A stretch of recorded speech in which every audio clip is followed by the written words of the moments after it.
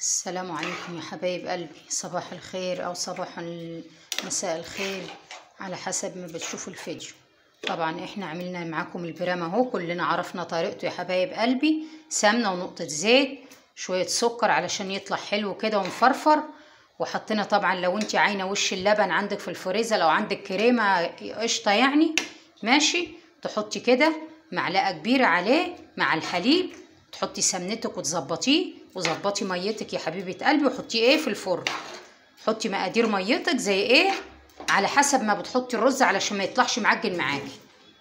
وطبعا ايه نحط نظبطه ميتنا كده يا حبايبي، يا حبايبي يا حلوين. وهنعمله معاكم دلوقتي، هنعمله معاكم تورلي اهو ماشي. وادي البصل، وطبعا البتنجان المشوي ده اساسي ماشي يا حبايب قلبي. ادي البرام بتاعنا اهو. اللهم صل على سيدنا محمد واهل سيدنا محمد، بالهنا والشفا على اللي هياكل واللي شاف يا حبايب قلبي. ولقمه هنيه تكفي 1100. وربنا ينصر بلادنا، ودعواتكم لفلسطين ما تنسوش يا حبايب قلبي. اخواتنا في فلسطين ربنا ينصرهم ويفرشها عليهم يا رب، ويفكوا كربهم وكربنا ايه والله، ويفكوا كربكم يا حبايب قلبي وكرب كل من كان. طبعا ده تقيسيه كده ايه، تظبطي البلول بتاعك طبعا يا حبيبه قلبي يا غاليه ماشي يا غاليه. واحنا الفرن بتاعنا اهوت يا حبايبي مولعين.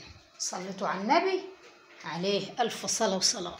اهو ادي البرام بتاعنا، نحطوه ونعمله بقى ايه، ونعمله طبختنا بقى يا حبايب قلبي. ادي برامنا اهو في الفرن، عشان انا شايله الفيشه، حاطه فيشه الخلاط. هرجع لكم تاني دلوقتي. ورجعنا لكم تاني يا حبايب قلبي. طبعا ايه